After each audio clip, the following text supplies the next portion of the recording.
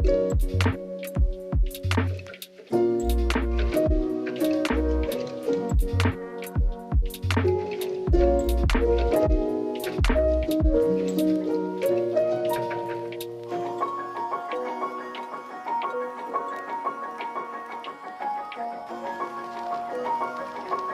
comics and podcasters also coming to Rogan's defense.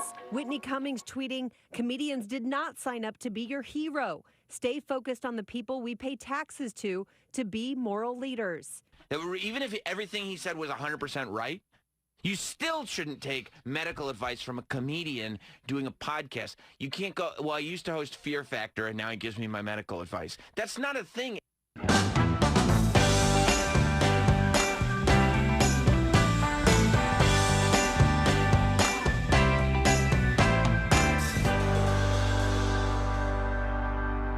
Oh, baby. Welcome to Sam Roberts Now, everybody.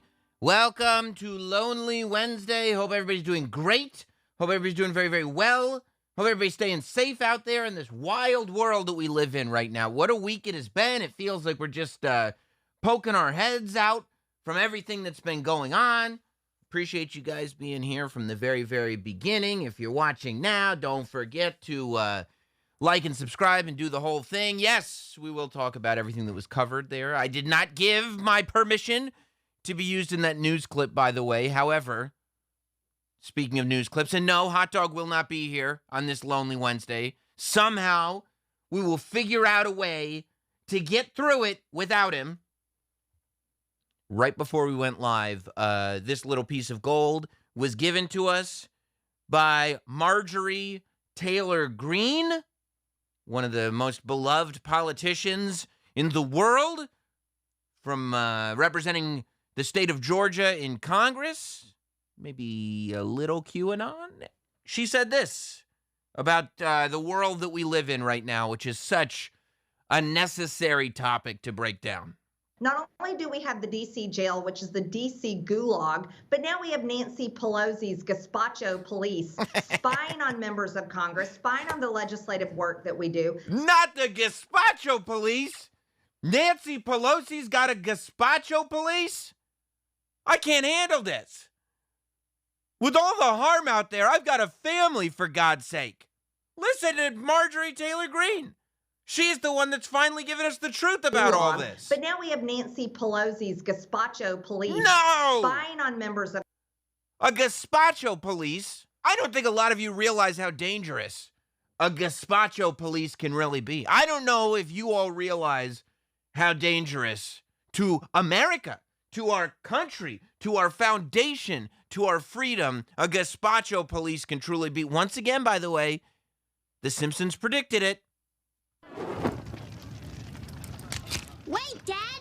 Good news, everyone! You don't have to eat meat. I made enough gazpacho for all. Oh, good. Gazpacho. It's tomato soup served ice cold.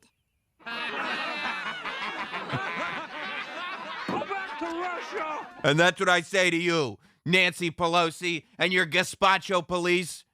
Take your soup and go back to Russia. Go back to Russia. Oh, isn't it great? Isn't it great when stupid mistakes like that get made? People take themselves so seriously. Oh, they're there to just guide us through these treacherous times. I just love it when somebody who takes themselves so seriously makes a little slip of the tongue. Because they'd be very willing to point out somebody else's slip of the tongue. Well, did you hear what this person said? Unless there was no slip of the tongue. Unless there really is a tomato soup served ice cold police that is out here rounding people up to make sure that they all follow Pelosi's propaganda.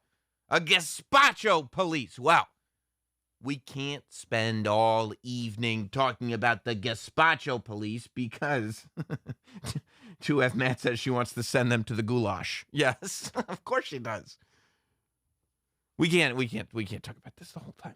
We can't sit here because we'll stress out too much thinking about the gazpacho police and all the damage that the gazpacho police can really do to us. You know, it's the winter, for God's sake. Who eats gazpacho in the winter? I've seen these commercials. I'm not a soup fan myself. I stay away. That's how American I am. That's how far away I stay from Nancy Pelosi's gazpacho police. I don't even eat soup. But one thing I do now from all these Campbell soup commercials is that when the winter comes and it's cold outside and it's snowing and you need to warm up, you don't eat gazpacho, just like you don't win friends with salad. No. You get a warm bowl of soup, a warm bowl. And I'm sure Marjorie Taylor Greene warms up her tomato soup before eating it, like an American. This Pelosi throwing so much ice, and it gets me into climate change. When you think about this, if global warming is such a problem, then maybe Pelosi shouldn't be taking all the ice and putting it in her soup. If global warming is such an issue, right? Me and Marjorie are lining up here. If global warming is such an issue, and Nancy Pelosi truly represents the people, then we should take the ice out of Nancy Pelosi's gazpacho and hand it out to the people so that they may cool down this climate that is warming around us. If it's true. I'm just following the science. Look, don't take my advice on climate change.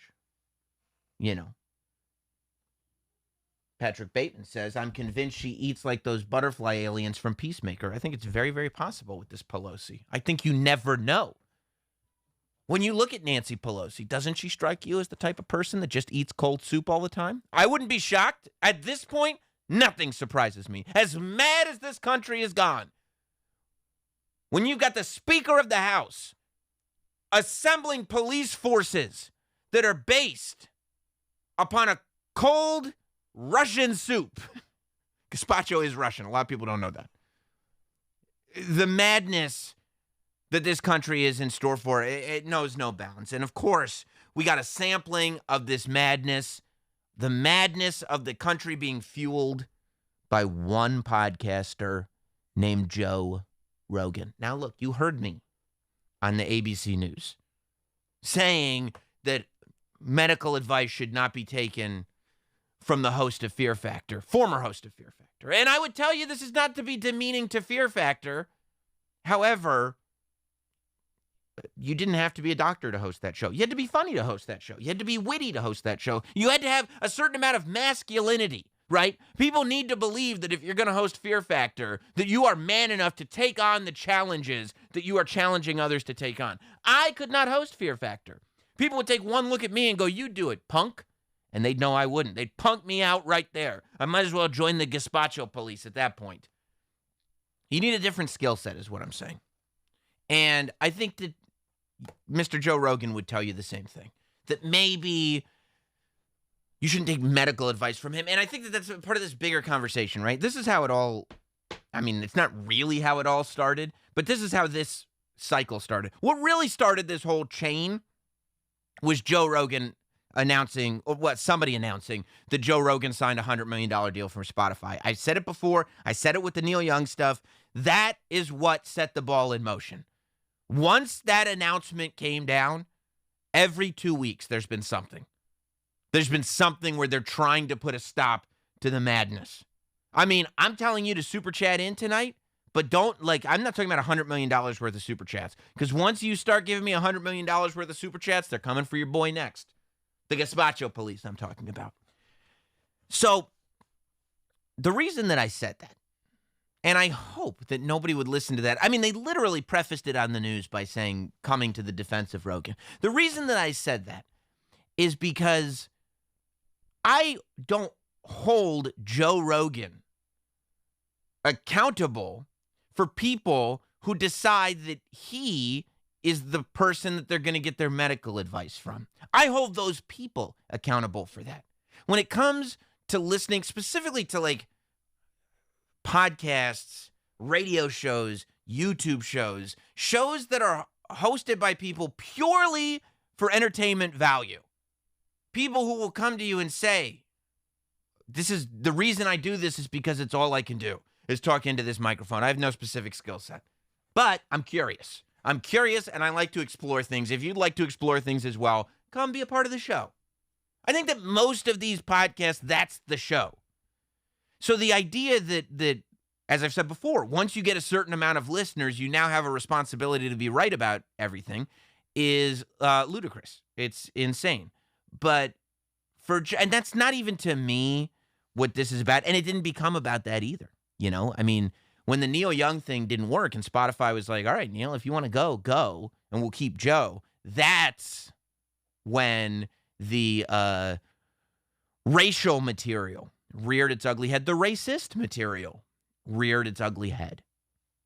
It was Joe Rogan repeatedly dropping N-bombs on that podcast of his. And boy, oh boy, put together in a montage, it looks horrible. It was all kinds of clips from Joe's podcast, and we can talk about them one by one. But I think that for me, Joe immediately comes out. Okay, so first, this montage video gets pushed forward. I think it's been around for a while.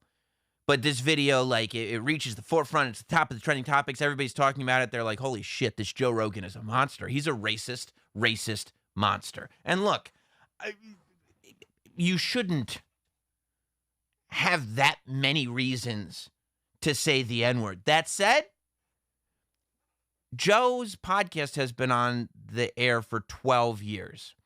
And I think that especially towards the beginning of that 12 years, when you're a comedian that is kind of pushing the boundaries and exploring the concept of free speech, which is something that Joe Rogan has always done, you get clumsy. You say things that make you come across horribly. You do things that I think on some level you know are incendiary, that you know are going to be offensive, that you know could make you come across as racist, for example, because you're prepared to argue that.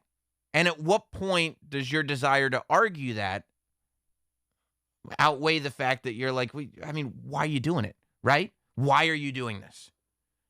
And the fact that, like, those clips come out, but you look at them, and they're not super recent, okay? And it does make a difference because people change over time. I'm not saying that it was ever okay, but what I am saying is people do change over time. When Kevin Hart got thrown off the Oscars because he made homophobic comments on his Twitter account years and years before, not only had he previously apologized for those remarks, but he hadn't made remarks like that since then. And when I see, not only has somebody acknowledged that was fucked up what I did before, but they haven't done it since then, I tend to believe that they didn't apologize because they were pushed into it, because they were forced into it, because of this. It's because they changed. Because they go, that was dumb. That was dumb that I did that. It was wrong. It made me come across horribly, and I shouldn't have done it to begin with. And that's why I stopped doing it. And that's what Joe said, right? Joe admitted that it shouldn't have happened to begin with. He said it on his apology. It shouldn't have happened to begin with, and that he has felt that way before last weekend. Not only should he not have done it to begin with, but it wasn't just something he had realized now as the outrage culture had built. It was something that he had realized before now, which is why he had already made the decision to not participate in behavior like that anymore, because he didn't think it represented who he actually was. And I believe him when he says that, because I think, unless there's more clips, and there could be, I could be wrong, but he says he stopped. You know? I've had some interactions with Joe Rogan over the years, and like, racist villain monster who wants to kill people from a disease is not the descriptives that I would use to describe the person that I've interacted with. I would have talked to him. If you had asked me to describe him, I would have told you he was an unusually sweet guy in person to me directly. And this is, I've throughout the years of Opie and Anthony, I have been in a studio with him, and I've hung out with him off the air. I went to see Dice. It was when we were out in Las Vegas for UFC, I believe, because I think Rogan, Norton, Bob Kelly, Red Band, me. I don't remember who else was there, but it was like a wonderful night. And then I didn't have tickets for the UFC show without even making it a big deal. I just got a text. Hey, Rogan hooked you up. You got floor seats over here. It was like the day of the show. I'm like, he really didn't have to do that, you know? I think more importantly than my experience with him is I'm not looking at his behavior in the world of medical science, because that's not where Joe's an expert, right? I'm looking at Joe's behavior in his world, in the world of comedy. And a lot of times when people get to the top of their world, they're not really concerned with bringing everybody up under them. You know what I mean? When people become kings, I mean, there's nobody bigger than Rogan. In the comedy world, in the podcasting world, he's selling out he's the guy. $100 million. There's not that many people that want to bring people up. And if you pay any attention whatsoever to what Joe has done, when he's not saying words that he's not supposed to, or when he's not talking to doctors that he's not supposed to, what he is doing, is bringing other comics up and using the massive spotlight that's on him to share with other comedians that he likes. He puts tons of comics on his podcast that haven't done anything nearly as big as what he does. He does more for comedians now than Johnny Carson did for comedians when Johnny Carson was the king of late night. I mean, he's taken every opportunity he can to make Andrew Schultz seem like an even bigger deal than Andrew was doing on his own. Okay, that's just one example. But I bring up the Andrew Schultz example because then Andrew Schultz, talk to anybody in comedy. Andrew Schultz is helping everybody. Because Andrew Schultz got that help from Rogan. And immediately, Andrew Schultz has found himself in a place of good fortune, and he's passing that good fortune down that originally came from Rogan. And it's like, this is a great thing for comedy. This is something that we should protect. This is something that we should at least bring up in conversation, right? It doesn't make everything okay. But what it does do is say, this is going on as well. This is a conversation that we should also be having on a bigger level, because it happens in the comedy world, but not outside of the comedy bubble. And it's not just a comedy conversation. It's the fact that, like, you know, you don't see that in Hollywood. You don't see people in Hollywood get their big break and bring up a ton of people around them. They might have 2 friends that they bring with them, as long as those friends stay in line. You know, you don't see that anywhere. You don't even see that in comedy half the time. But, you know, I just thought that was something that should be brought to the table, you know? And you look at some of the horrible clips that have come out from his show. Obviously, the Planet of the Apes joke is, it doesn't matter what year it was set in. It could have been set in 1968, and you would have been like, what the fuck? Like, but that clip, like, for me, Joe acknowledged, if you just play that clip out, and some people are actually using this to criticize Joe, which I don't understand. Because if you play that clip out, Joe acknowledged at the time that he made the joke, like literally 15 seconds after, that was a racist thing to say and he shouldn't have said it. Like immediately he said it. And that to me goes, okay, this is not a racist guy who's looking to assert himself in a place of power. This is a comedian who was going for an offensive joke that was outrageous. It didn't land the way he wanted it to. And he realized that it didn't represent what he wanted. And he immediately put a spotlight on it and called it out and said, this is not what I should have been doing. He said it right there. There's another clip of this guy who's like on his show talking about like genetics. And I mean, it's a real white supremacy conversation. It's horrendous. It's horrible. Like this guy I don't know him. Strikes me as a horrible human being that shouldn't have been on Joe's podcast. But I look at that podcast, I'm like, what the fuck is Joe doing? And then you do any research into it, and you see that not this weekend, not when all the outrage is circulating, But when that podcast came out, Joe expressed regret for having that guy on his show. He immediately, when that podcast came out, he goes, look, I have controversial people on because I like hearing controversial people's opinions, but I did not realize that that guy was doing that. I shouldn't have platformed him. That word, platformed. I shouldn't have platformed him, and it was the wrong thing to do. And he kind of did a mea culpa for that, again, as it happened. So the fact that, like, a lot of this material comes out now without the acknowledgement that, like, Joe has already said this was the wrong thing to do when he did it. And it was kind of like, I don't know how much more you can ask of a person. You know, we get so wrapped up in the identity politics and the picking sides and the, you know, my guy should win here, your guy needs to lose there, that the humanity of everything gets lost across the board. The fact that Joe put out a video and said, this was wrong. You are right when you say it's wrong. I do not do this anymore. Not only will I not do this going forward, I've already made the decision a long time ago to not do this anymore. But you are right to say that this is wrong. And I apologize. On a human level, not in a, well, I am an anti-Rogan person and Joe is a human being with a family and a dog and a life. As a human being, he goes, no, I was wrong here, so I apologize. I don't know what else you could possibly want from him. Whoopi Goldberg, I felt the same way. Few days before Rogan, Whoopi comes on and she says some crazy shit on The View, saying that the Holocaust was not about race. Whoopi was off her rocker to say that. Totally wrong.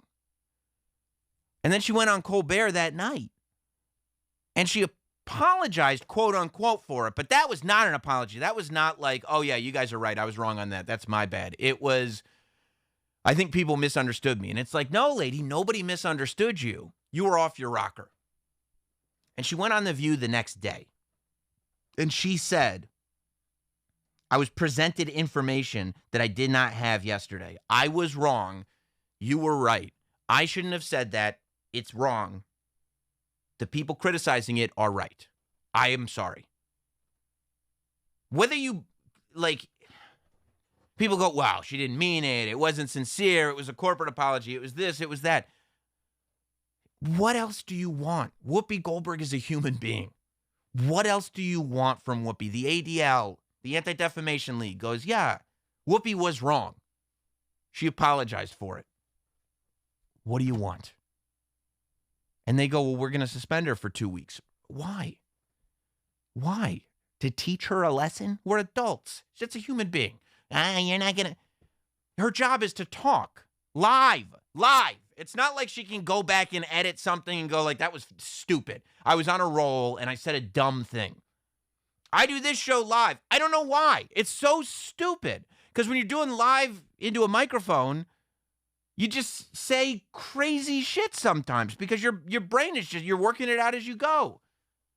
I can't imagine if somebody were to comb through everything I've ever done, how much terrible stuff there would be. Because I don't think I'm a terrible person. I don't think Joe Rogan's a terrible person. I don't think Whoopi Goldberg's a terrible person. I don't agree with any of the stuff that Joe was saying in his clips. I don't think Joe agrees with any of the stuff that Joe was saying in his clips. I don't agree with any of the stuff that Whoopi was saying on The View or Colbert. Whoopi says she doesn't agree with the stuff that Whoopi was saying on The View or Colbert. So at that point, it's like, okay, we saw it happen. We acknowledged it. We talked about it. We joked about it. We called people out about it, whatever. We decided to do a YouTube show talking about whether we agree or disagree. They apologized. It's over at that point.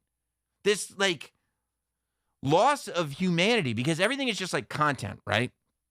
Everything is just part of the dialogue and part of the content machine, and nothing is real. There's nothing is real. It's just, well, if I go crazy on the internet about this thing, then my followers will be like, yeah, and they'll be on my side for it. So I'll be right here and I'll get the points for doing that. And none of it, like, you don't go like, if I met this person in real life, would I be able to just have a conversation with them? Especially if they just apologized? Have you ever been in a fight with somebody that you were like, that was really fucked up what you did? And they're like, yeah, it was. Sorry about that. Oh, what else? I mean, what else do you want? Well, no, not only do I not want to talk to you again, I don't want you talking to anybody ever again because I'm still hurt by it. Come on. You know, I think we all got to take a step back and realize that we can have fun. We can have opinions about everything. We can observe everything. And I'm not talking about the people that are like, fuck Joe Rogan. Because if that's your opinion, I'm totally fine with it. And I'd like to have that conversation with you. But the people who go for people's heads, I'm like, why? Why? Unless there's something truly egregious. Unless there's this person cannot be trusted with a microphone because, you know, I don't know. I don't even know what it would be. They're, you know, causing riots. Literally causing riots. Well, then, yeah, if you're literally causing riots and there's violence and there's people being injured because of it, then, yeah, of course.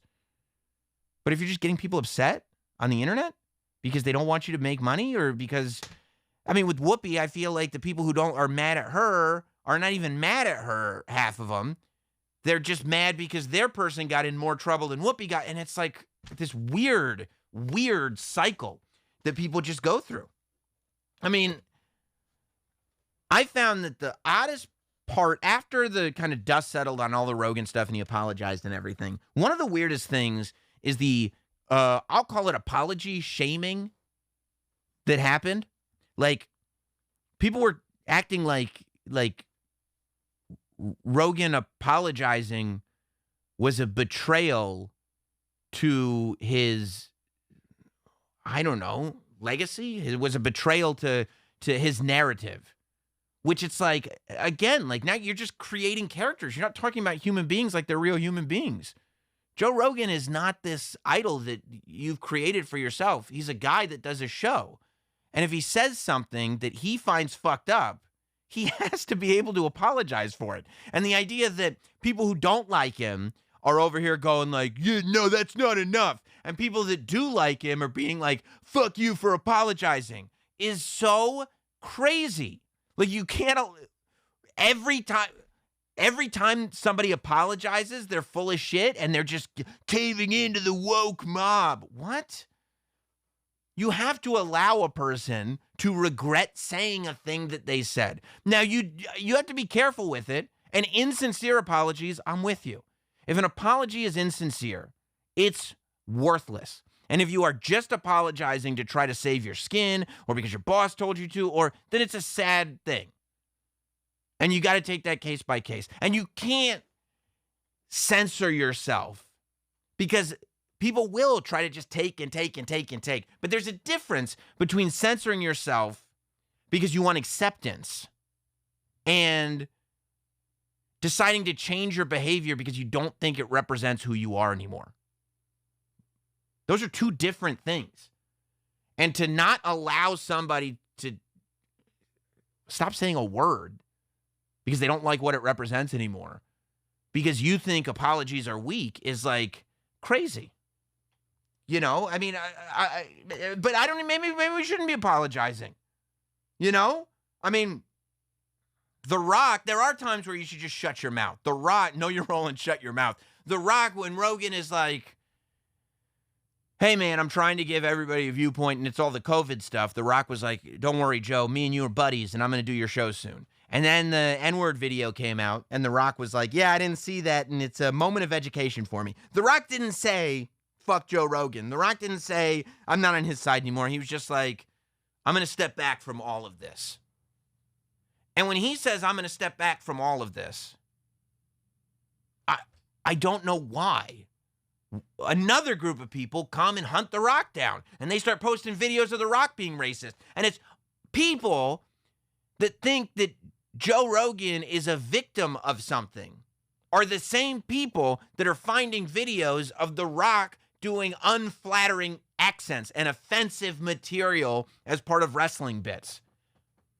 Donald Trump Jr. literally wrote a book called Triggered, whatever it was, about, you know, cancel culture, this and the woke mob. All the cancel culture fear-mongerers We're sitting there finding videos of The Rock to try to cancel him.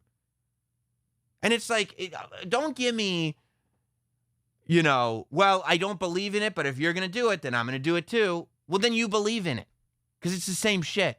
It's the same thing. Aquafina's over here thinking she has to apologize for the way that she has spoken as long as she's been a public figure forever. I don't know about Aquafina. Didn't apologize. Sent out a tweet kind of trying to justify her quote-unquote black scent. And then has to delete her Twitter account because for some reason people just decided, well, while Joe Rogan's getting it and Whoopi's getting it and The Rock's getting it, let's get Aquafina. And it's like, Aquafina has been a famous person for years.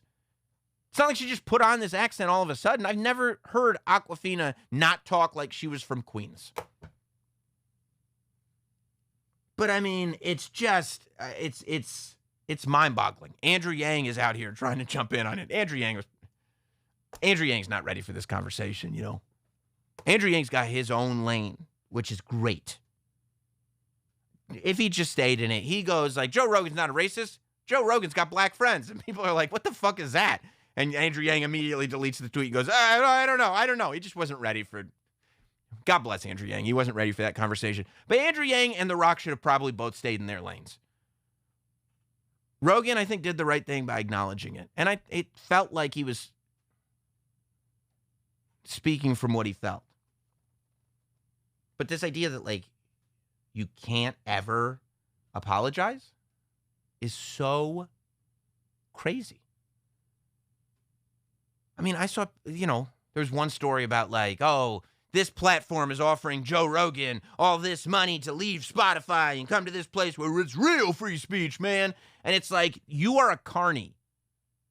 If you're out there going like, well, Joe Rogan can come be on this platform, that's a carny move. You're trying to profit off the news story. Nobody said, because people are like, what about the Spotify deleted all those episodes? Joe might have wanted them deleted. We have no idea. Joe, not only has Joe not said anything negative about the way he's been treated by Spotify, but the CEO of Spotify came out and said, I'm not going to silence Joe Rogan. That's not what I'm going to do. And that's a difficult call with all this wildness going on. Most companies wouldn't do that. So the idea that, like, Joe Rogan is under attack from the company that he works for that's supporting him is, like, I don't know, like, sometimes I just feel like narratives are created just to fit into whatever. Let me read some of these super chats real quick. If you want to contribute to the show tonight, super chat it in. We're going to be talking about other stuff as well. But Rob Thompson says, hey, Sam, I used to really get into politics. I've cooled to them as these blowhards just get louder and louder. You can't get into politics. You know why? The gazpacho police. It's too much. The Righteous Gemstones is an American treasure, of course, next to you, Sammy. Good evening. Righteous Gemstones is amazing.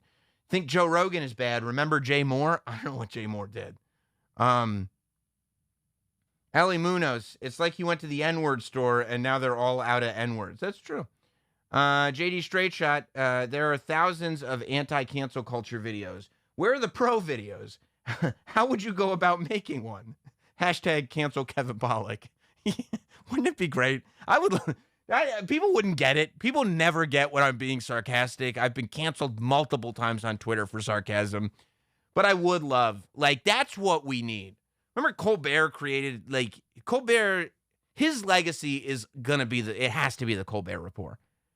Because regardless of what you think of his late night show now, the Colbert Report was just genius. And it's because he created this amazing character. I would love a pro cancel culture show. Just create a character that is pro cancel culture. Six Crow, Ricky Forrest, I got suspended from work once for making a Planet of the Apes joke. Didn't make another joke at work again. Wasn't that worth it? Well, I mean, if it was like the joke that Rogan made, it probably was a lesson that you maybe needed to learn. That Corey dude says, can you smell The Rock backtracking? Look, I don't blame The Rock at all, okay? It's one thing to get involved in the COVID controversy, but when you get into a racial controversy, it's a completely different issue. Look, here's what we learn. If there's two things that we need to do, Two things that if we all do it, if we just collectively agree, not Sam Grim Reaper, Sammy Preach Muffins, feeling your vibe. Come on, man. Come on, man. If we all agree to this, we will be in such a better place. Number one, three things. Number one, we are human beings, even the ones that are on TV, even the ones on the radio, even me. Everyone's just human beings, whether they're on the internet or whatever. Everyone's just human beings. Number two, allow people to apologize. It's okay. It doesn't mean that you're a liar. It doesn't mean that, just allow people to apologize. Sometimes even the best of us can be wrong. We have to allow people to apologize. Apology shaming is maybe the dumbest tact that I've ever heard in my life. The idea that one person creates a set of ideals and has to stick to that for years, cannot evolve, cannot change their mind on anything, cannot do anything. I figure out exactly who I am and what I want to do and what I believe in. This is what I'm going to do. It's insane. We have to be allowed to apologize. And number three, accept apologies, okay? I know that the smell of blood, it's like a shark in the water. I know how good it smells. I know you want more. But accept an apology. If somebody apologizes and they go, you're right, I'm wrong, and here's how I changed. Be done. Be an adult about it. Be over it. If it's a real apology, I mean, if it's so egregiously fake or not sincere or behaviors don't change, then whatever, of course. But be a person. Be a person. That's all. Can we all just be a person? Don't be a team member. Team members are so fucking lame. So fucking lame. Team members. Those are stupid people. Be a person. Come on, man. Is that it? Yeah. Mickey Lazy. People tried to cancel me on Twitter for defending Alina from 90 Day Fiancé. I mean, we talked about that here too. It's a crazy time. It's a crazy time. And I think that there was never a more appropriate time to kind of have love in your life. You know what I mean? It's love is important. And luckily, Valentine's Day is right around the corner. Yes, it's almost here. Can you believe it? Monday is Valentine's Day already. Oh, can you smell it? It's love in the air. Wait, no, that's not what that smell is. You know what that smell is? It's a Steven Singer gold dip rose with a rose scent. You're probably sitting there going, Sam, it's a 24 karat gold dip rose. How could it have a smell? It comes with a real rose scent. Look, Valentine's Day is on Monday. Don't panic if you forgot. It's okay. Because as long as you order by tomorrow, Thursday, Steven Singer will get you as many gold-dipped roses as you need for your loved one. They start at only $59. $59. Get the new one. You could get this beautiful rose-colored rose or get the Emerald City rose. Watch it as it takes her breath away this Valentine's Day. She opens that beautiful gift box. She reveals a real rose encased in brilliant 24 karat gold. Maybe get one of these holders for it too, so she can put it right there, put it on her little desk, and every time she sits there and looks at that rose, she'll think of how much you love her, okay? And you're sitting there going like, what's that going to be, for a week? No, it's going to be for a lifetime, because these things last forever. It's the perfect Valentine's Day gift, and this is why people hate Steven Singer so much, because he's controlling Valentine's Day. Number one, he's making it so that no other jewelers can compete. And number two, he's removing any excuses that you have. Go now to IHateStevenSinger.com. Get your 24 karat gold dip rose. Order by 2 p.m. Eastern Time, Thursday, February 10th, with free shipping. And it'll arrive in time for Valentine's Day. Starts at only $59. Real jewelers, real roses for your real love, Steven Singer jewelers. That's IHateStevenSinger.com. SiriusXM.com. And you might hate him, but we love him here. We love us some Steven Singer. Oh, I got a little update there. A little update, Ski. Hey, speaking of cancellations and whatnot, trouble that people are getting into, trouble and everything. I saw that DARE, the Drug Abuse Resistance Education, that's what it was when I was a kid anyway. I don't know if they've changed what the initials stand for. But DARE got very mad at Euphoria, the show on HBO, and I'm going to tell you right now, I have been loving me some Euphoria. I didn't watch it. I said, this is for the children. I've moved on from it. But the people around me told me, Sam, if anybody loves a teenage melodrama, it's you. I don't know who you think you are. I don't know what you think you are to sit there and think that you're not going to want to watch Euphoria. I turned it on. I've been blazing through episodes. Blazing. I mean, watching Rue and Jules, will they or won't they? I haven't felt this way since Moonlighting. It's an incredible, incredible show. But look, I'm not going to lie, okay? I'm a parent. I got 2 children. This show is terrifying. I mean, it is absolutely terrifying. It's basically a show about high school kids that love drinking, having sex, and doing so many drugs. They do drugs all the time, and they always end up in scenarios where there are just penises everywhere. There's tons of penis on this show.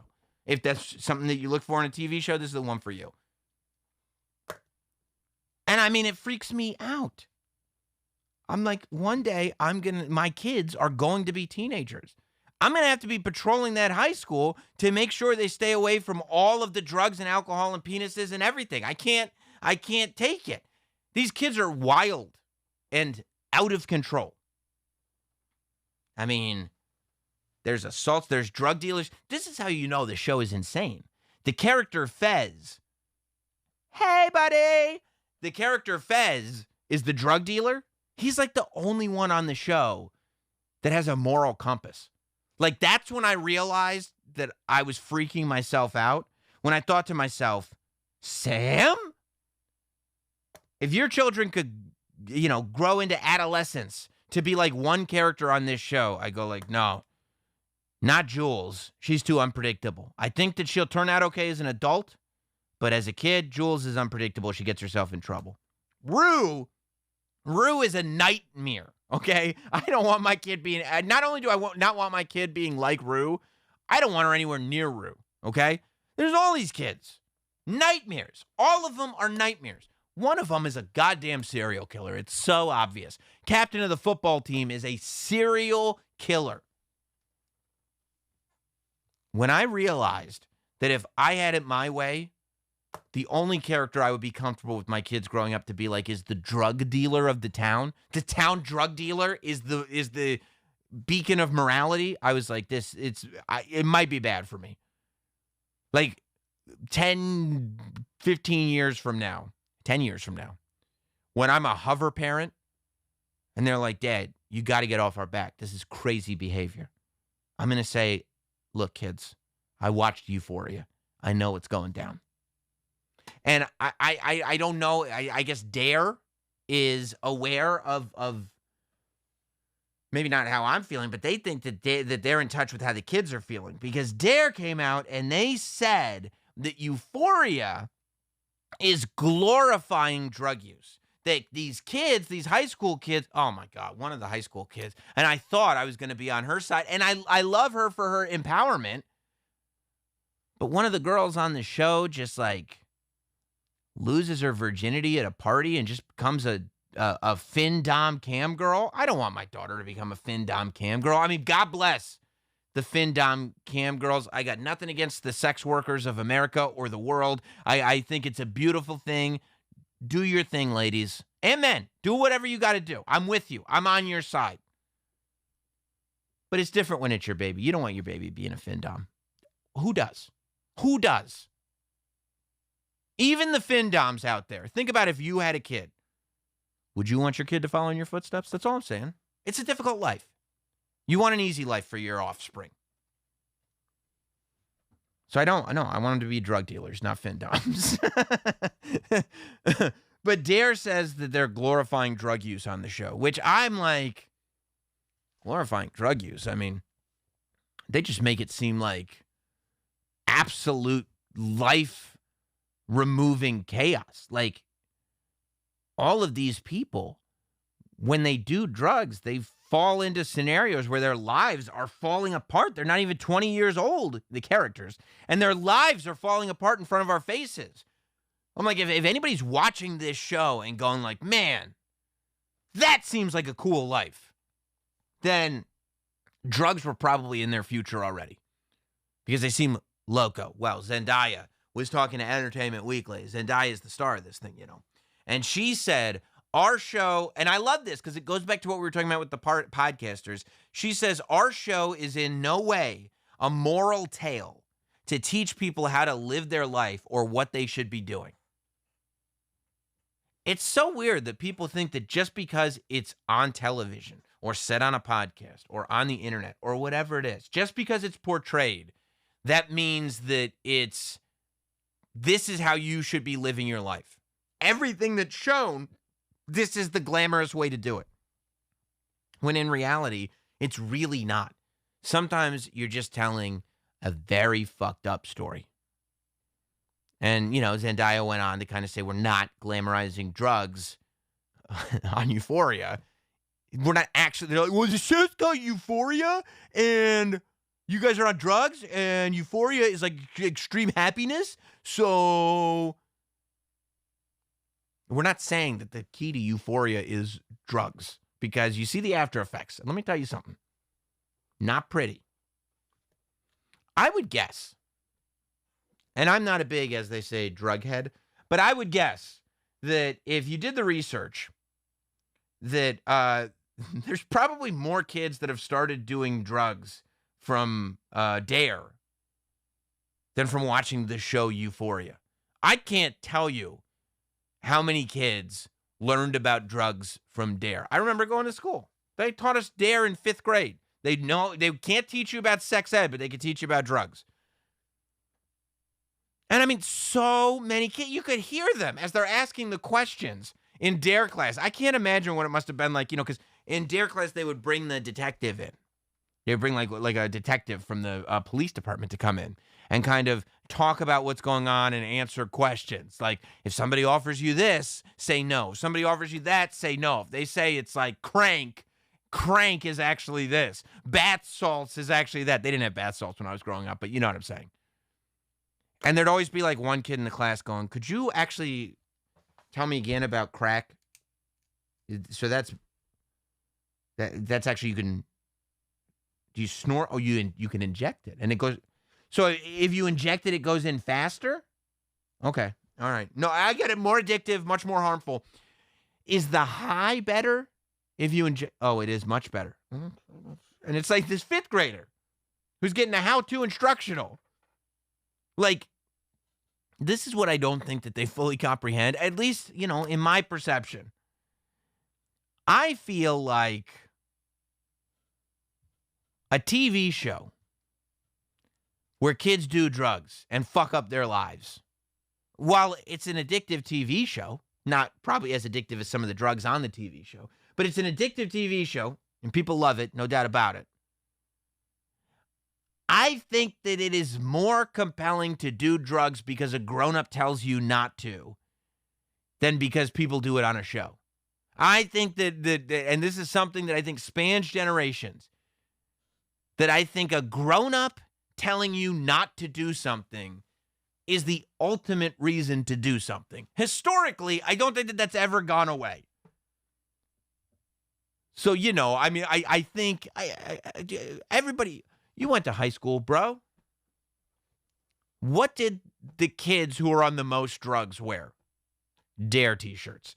The ironic Dare t-shirt is a fashion statement. Because what happens is you're in 5th grade and you graduate Dare class, and they give everybody XL t-shirts. At least they did in my school, because they don't want the fat kid to feel left out. So all of us are swimming in our t-shirts, except the one guy with the Homer Simpson pants going, oh, I've never had a shirt that fit this good in my life. It's supposed to be baggy. And then, eventually those shirts get dug up or you found them in Goodwill or whatever. And it's like, oh, this is so funny. The high schooler says that they're now at an age where they're doing drugs, but they're also wearing a DARE t-shirt. Oh, the irony of it. It's great. Nobody's sitting there being like, yeah, I watch Euphoria and do drugs. Like, that's so hack. I mean, can you imagine that? It's one thing to be like, yeah, I learned about drugs from DARE. That's like kind of funny. There's an irony to it. But to be like, I learned about drugs from watching Euphoria on HBO, that would be like trying to join the mob because you saw The Sopranos. Like, that's so fucking lame. It would be like getting into prison and being like, don't worry, guys. I know how to handle myself here. I've seen Oz. Like, what?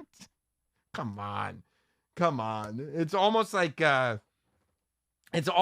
they realize, it's like when DARE makes this statement, they have to know this is a laughable statement to make.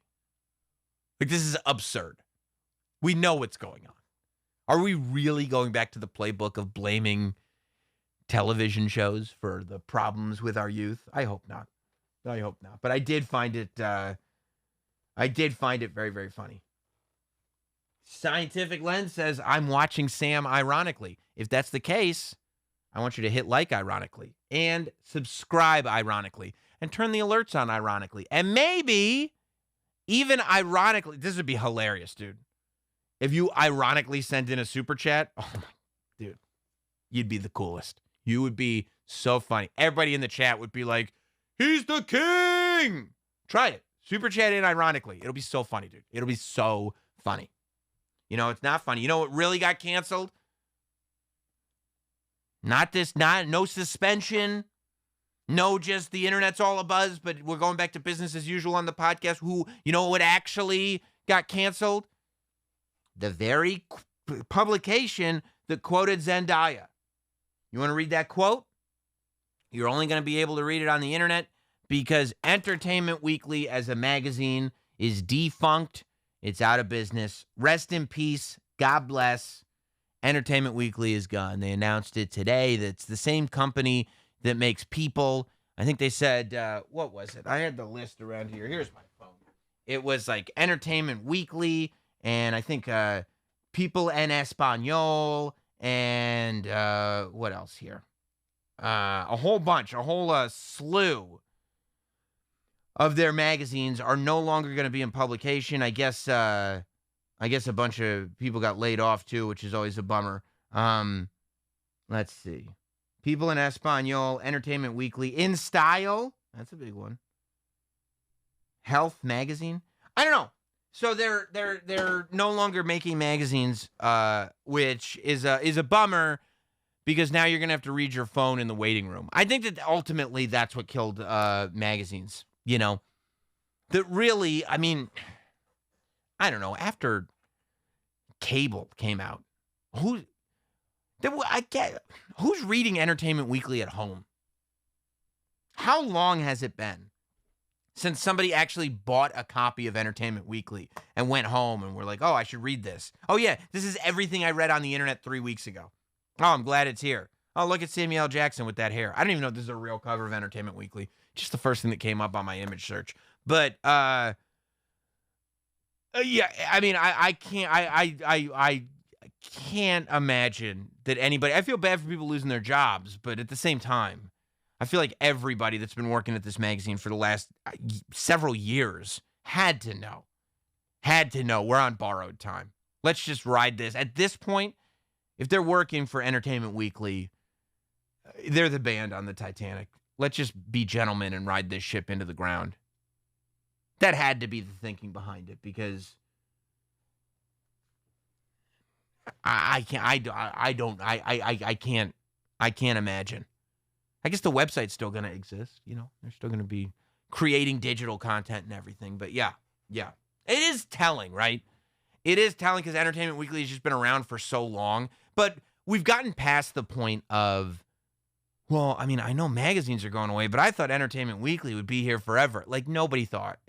I think that most people can't believe that it's been in circulation, especially weekly. Weekly? You expect people to buy that magazine every week? Nobody was buying Entertainment Weekly. It was going in waiting rooms or in courthouses. That's where it's going to fuck you up. Because when you go for jury duty, oh, that's going to be a bummer.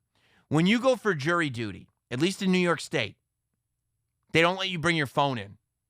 So the way they do jury duty is they bring you all into a big room, and you just have to sit there. And if you're lucky, you might get called right away. But like when I had to do it, I literally had to sit in there from 9 a.m. to 5 p.m. I had to sit there all day and just wait for them to not call my name. I did my civic duty of sitting on my ass. I got about $50 for it. So all in all, pretty good day to be the last professional broadcaster. But you can't bring your phone into the courthouse. You have to check it on your way in. Like you go through the metal detector and you have to give your phone in and they give you a token for it and everything.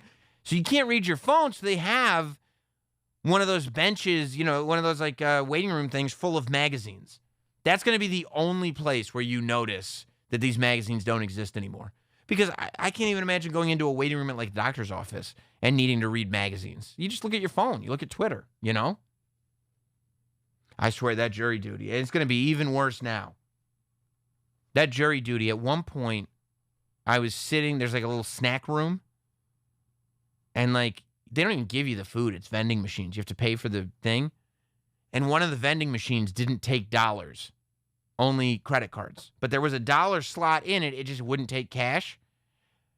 I probably sat in that room for 90 minutes just watching people attempt to put dollars in that machine. This machine wouldn't eat the dollars. They just wouldn't take them at all. People would just shove the dollar in and it would just not go in. And they'd try to smooth out their dollar and flatten it and try to slide it back in the machine. Nothing. And I swear, I just sat there. I didn't tell anybody about it because I knew. And it's not because I'm a bad person. I'm not saying I'm not a bad person. I'm saying this is not because I'm a bad person. The reason I didn't tell anybody, hey, the machine's not going to work, is because that was my entertainment. I needed that. That was my entertainment for the 90 minutes that I was in there. If I had told everybody, hey, it's not going to take dollars, I wouldn't have been able to watch the show. I had already gone through whatever issues of Entertainment Weekly they had sitting there, so I had to watch people attempt to use the vending machine for about 90 minutes. Now, with no Entertainment Weeklies, man, you are looking at 3 to 4 hours of vending machine watching. Guaranteed. You'll probably be able to find these magazines for the next couple years at these places, because they're not so worried about updating them. It'll probably take courthouses and waiting rooms a while to realize that they haven't gotten a new magazine in a while. But yeah, I do wonder if at some point they just looked at their mailing list and realized that they only send Entertainment Weekly to government buildings, offices, and dead people. That there's no living human beings that actually get Entertainment Weekly as a magazine. And they were like, I guess we should just stop doing it. If they hadn't announced this, if they hadn't made the announcement today, I don't think anybody would have noticed. And that's sad. That's sad. I just don't think anybody would have noticed. All right, guys, we're going to save the rest of what I got for Friday. Don't forget to subscribe to the channel. Hit like. If you want to get in with one more super chat before we leave, we're about to sign off, so go ahead and super chat in. If there's anything that you want acknowledged on the show this evening, super chat it. Hit subscribe and turn the alerts on, because tomorrow should be at 11 a.m. Eastern. It'll premiere new episode of Sopranos Prima Volta with myself and Ian Fidance. That'll be up tomorrow. We'll be going through season 4, episode 2 of The Sopranos. And then Friday at 6 p.m. Eastern, you'll get another new episode of Sam Roberts Now to enjoy, as you get every single Friday. We try to do them every Wednesday as well. And, of course, throughout the week, putting in shortened clips of just the topics that we cover on Sam Roberts Now. So if you missed anything on tonight's show, you don't want to go through the whole thing. I mean, you can rewind, you can see it. But if you want to go back and just take a look at the clips, those also go up here at youtube.com/notsam. If you're a wrestling fan, make sure you subscribe to youtube.com/notsamwrestling. We got a new interview up with Tom, formerly known as Tom Phillips, now Tom Hannafin. He was here in the Not Sam studio, so that was a lot of fun. All this, yeah, that was Jackson Mahomes. We'll do some Jackson Mahomes talk on Friday. How does that sound? Maybe Jackson Mahomes. At some point, we'll talk about Pam and Tommy. I don't know what we'll talk about, but what I will tell you is we will be here. We will be live. Subscribe, like, and I'll cheers with you later. Have a good one, everybody.